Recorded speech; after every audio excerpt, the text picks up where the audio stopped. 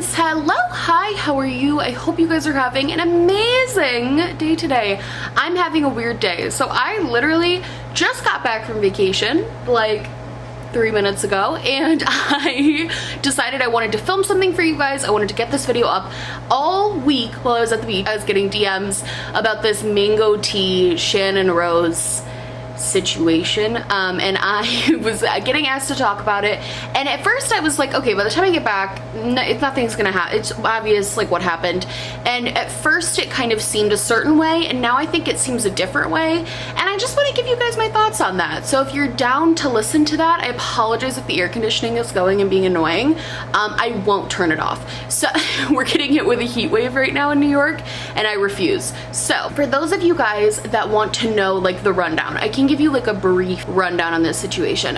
So basically, Mango Tea is a drama channel. He's got about 40,000 subscribers. He got big during the John Cuckian era of YouTube, where a lot of drama channels got kind of big, me included. And he's from the start, he's been pretty shrouded in scandal. He definitely has had way more scandals than a normal channel with 40,000 subscribers would have. He's constantly inserting himself into drama. He's constantly getting in fights with other drama channels, and he's just basically always having like issues. So that's him. He's on one side. On the other side, we have Channon Rose. I don't know a lot about Channon Rose, to be perfectly honest. I've heard of her basically through drama that happened with Tana Mojo, where I know she was the person who found a possible dead body with Tana Mojo, and all they did was like film it. That's how I know her. So I already don't have a good vibe about, because she saw a person who had OD'd in a bathroom, and her first response was to start filming it. Disgusting. So I don't really like her either, but I've like know of her as a YouTuber. She's not someone I've never heard of, but she's not a person that I've ever watched or been like into. So both of these people have had their fair share of scandals and drama. So this past weekend was VidCon. I gotta say, like, even if I ever was given the opportunity to go to VidCon, I don't think VidCon looks like an anxiety attack just waiting to happen. Like, all of VidCon just seems like a massive anxiety. Anyway, so Mango Tea posted on his Instagram story that he was going to be collabing with Channon Rose at VidCon. He was so excited. It was gonna be great. And then Channon Rose posted on her story that she was leaving VidCon. And she was done for the day, and she had like had her meet and greet or whatever she did, and she was leaving. And so then Mango Tea posted on his Instagram story. I hate talking about stuff like this. I just want to get to my opinion, because like the rehashing of it sounds so stupid, because it is so stupid. So then Mango Tea posted on his Instagram story and just like basically went off on her, called her a bitch, called her a snake, called her a liar, like freaking out on her for bailing on their collab. This turned into a week-long saga of just absolute messiness.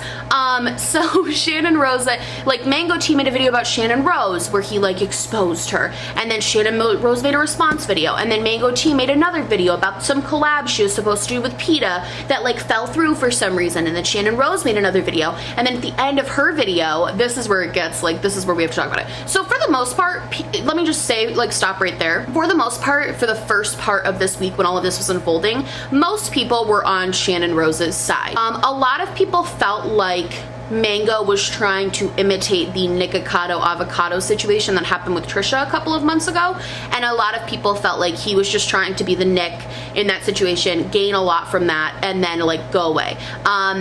I personally, when this all started, when I was watching it, I just feel like, to be like totally honest with you guys, I definitely thought it was really shady what Channon did. I thought bailing on a creator that you had plans with, regardless of size, regardless of whatever, bailing on somebody like that and ghosting them, I don't think that's ever cool. Ghosting is rude. She was rude to do that in the first place, like 100%. I get things happen. It's still rude to do that. This is what I thought before what happened next. And then I was thinking about it too, and I was like, but to go ahead and immediately, like, not even try to communicate, like Nikocado waited like 2 years to talk about this. For Mango to go immediately and try to expose her and call her a bitch and call her a snake and call her all these horrible names, as a creator who's smaller and understands that like it's possible that bigger creators might ghost you, like because of number, like I totally get that. I I think to me, it's just really, it's gross to turn on someone like that. It's gross to say 1 minute that you want to collab with them, and then the next minute you're like, oh, but they're a shady bitch and here's why X, Y, Z. Like, that's a gross thing to do. I don't care what anyone says. So this was all happening and I was watching it and I was like, but basically I feel the same way everyone else does. Like, I thought Channon Rose was kind of shady for, you know, bailing, and I thought Mango Tea was whatever. I thought he was a jerk. Like, I didn't think he was being a good person about it. But again, I wasn't really surprised because I've known about Mango Tea since he first started his channel. I've watched in the background, watched everything that he does and the way that he acts and the way that he works on YouTube. And that's why I ultimately want to make this video, because of a video he posted a couple hours ago. I'll talk about that too. But so then all of a sudden she posted a picture on her Instagram and she was like, oh my God, he's outside of my house.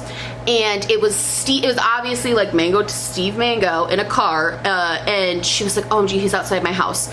And then he reposted that picture and was like, Channon, it's just, oh, the Venmo thing.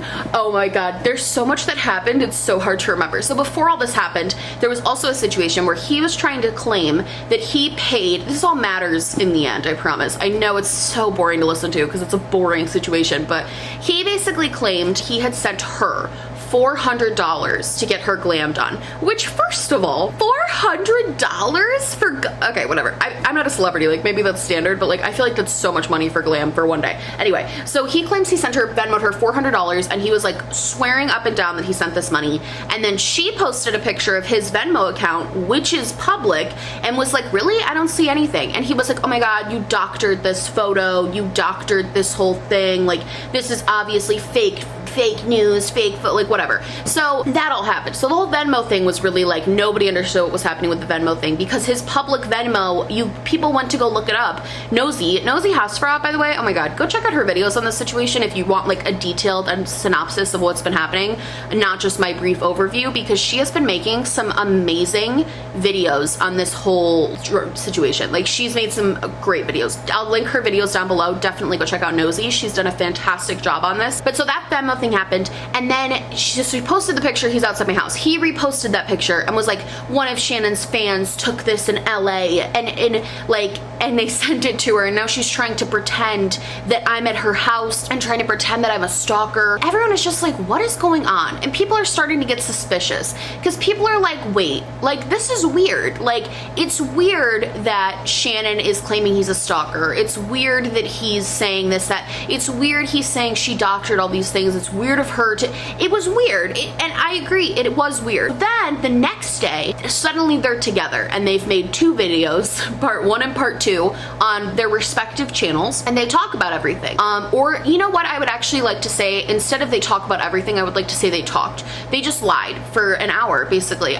Here's my thing. So after these 2 videos went live and they kind of talked, I can't even say they talked in depth about the situation because they glossed over everything. They gave no information. The whole Venmo thing, he was like, oh, I sent the Venmo to the wrong person, but he didn't show that. Like, why does your public Venmo say you haven't Venmoed anyone since March if you sent it to the wrong person? Where's your real Venmo? Who did you send it to? How did you not know that it wasn't Venmo is so hard to screw up. How do you, she was friends with him on Venmo. Like, how do you send it? Do you have another Channon Rose that you're friends with on Venmo? I don't know. That whole thing was really confusing to me. Hi, editing me. I also want to point out in this is something I forgot to mention in the video, but in the video, he says that he turned off comments on his video because people were doxing Shannon's address.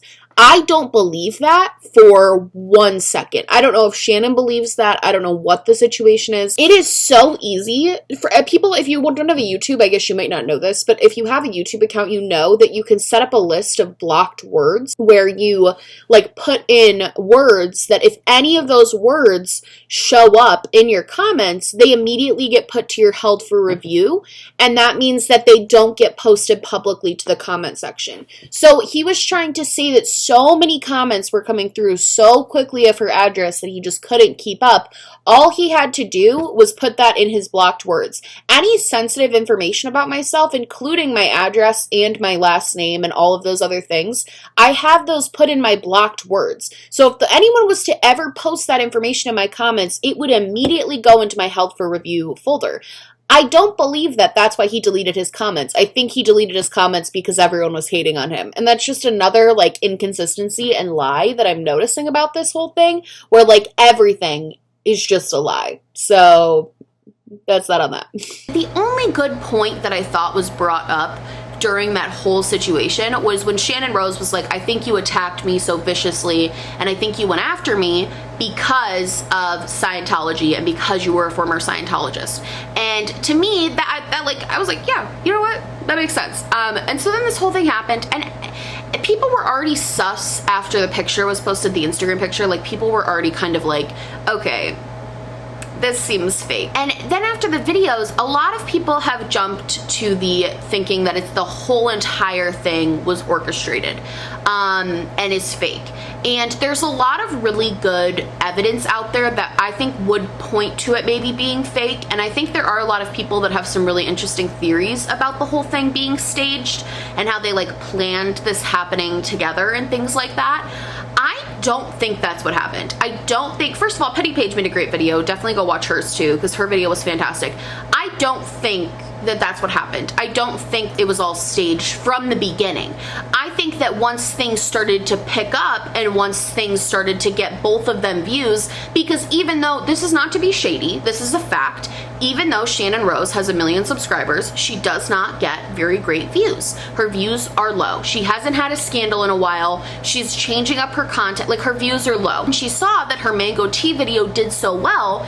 Then I think they kind of talked, worked together, and figured out a way for them to both monetize on the situation. That's just my opinion. I think that if it wasn't started as a fake thing, but it ended up being a thing to work together to get views. That's just how I feel. I think that she really did just forget about him at VidCon, and she really did just like leave. And I think that really did piss him off, and he really did decide to do all of these crazy things.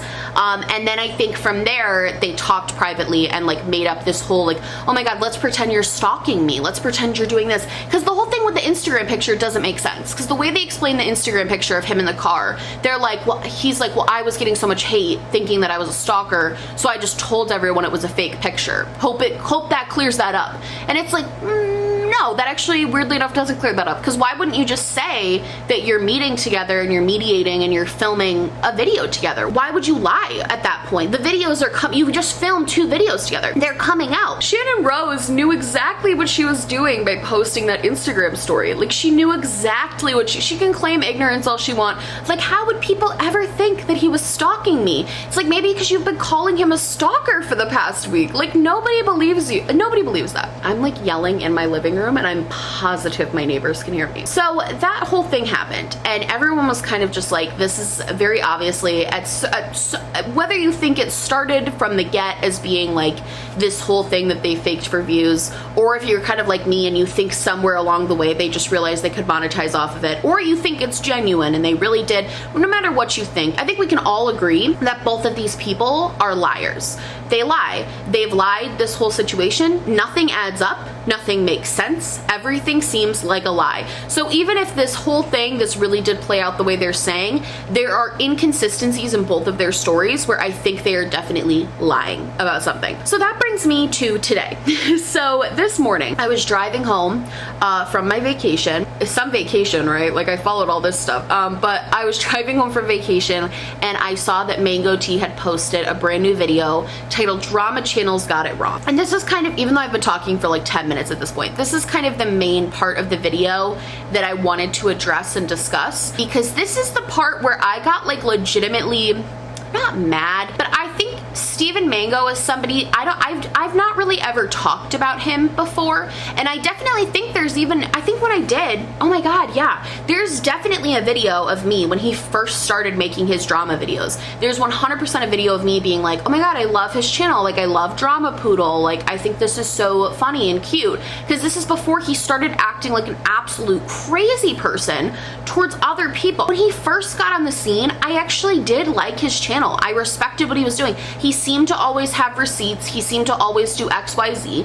And now, after following him for all these years and watching him from the background, you know, and just trying to observe what's going on, I know you could make the case that all drama channels are toxic. You can say I'm toxic. You can say all of us are toxic. Like, I know you can make that case. He is toxic in a very different way from other drama channels from what I can see. Mango Tea has a consistent history of being incredibly reactionary to the point of it being dangerous. He doxed. He can say all he wants that Guru Gossip doxed Tea by Allie. He doxed Tea by Allie. He exposed her, you know, her freaking picture when she wasn't a person who wanted her picture on the internet. He exposed her and did that. He tries to say in his video, his newest one, he was like, Mango Tea has never been wrong. Mango Tea has never lied. Like, I'm mad at this guy. This is so annoying, honestly. To try and come for a community that I'm a part of, when I have seen all of this, when I know who you are, because I've been paying attention all these years, absolutely not. So I'm sorry, like, absolutely not. He tried to expose Nick Snyder for his addiction issues like forever ago. He tried to use that as tea. Somebody's addiction was trying to be used as tea. He couldn't let somebody come out with their story when they're ready in their own time, when they're still dealing with all of this stuff. No, he couldn't do that. He tried to use it as tea. He tries to claim that everything he's ever said on his channel is honest. What about the time you lied about falsifying receipts from Dry Bar? Like, you're not honest. You're not credible. You're not a reliable source. I would never in a million years tell anyone to go to your channel if they want something reliable. And here's the thing about drama channels, because he tried to be like, well, no credible news source would do this. Like, they want to be reporters, but they're biased. I think it was Nosy who commented this. Drama channels aren't ABC News. Like, drama channels are people who have opinions. That's why they make the video. Of course they're biased sometimes. When I make videos about certain people, 100% I am biased sometimes. And you want to know what? I'm allowed to be. I'm an individual person. I am allowed to be biased about things that I think are screwed up. I'm allowed to be. I'm not CNN. I am not Fox News. I'm not a credible news source. I'm a singular person who literally sits in a chair and talks about things that I see. Drama channels do a fair amount of investigation, but for the most part, it's all public information. They see things, they see them, they collect evidence to support what they're seeing, and then they talk about it from their perspective. That is what you do, that is what Dustin does, that is what all of these drama channels do. I hate the idea that because you're a commentary channel or a drama channel that you have to be unbiased. We're human beings. Should I just not talk about people that I don't like? Do you only talk about people in your life that you like? No. We talk about what we talk about. We talk about what we see. We talk about all of these things. It's so annoying to me when people try to say that drama channels have to be unbiased. Nobody is unbiased. Whatever. I'm going on a tangent here, but that irked me because he's not unbiased. He's going to sit there and be like, well, Jen Gerard did this, and this, and Jen Gerard did X, Y, Z. He tried to expose Jen Gerard and had all of these people thinking horrible things about her that didn't end up being true. I think, honestly, what killed me about his video today was the hypocrisy.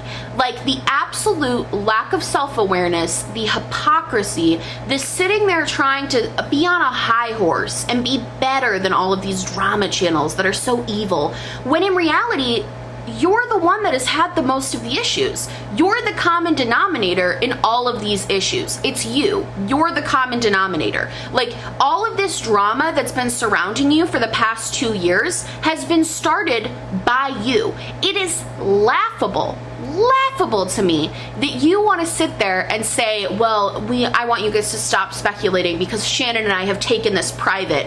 You're the one that made it public in the first place. None of us would have ever even thought that you would be collabing with Channon Rose. Like, nobody would have known anything about this whole Channon Rose situation if you hadn't have talked about it in the first place.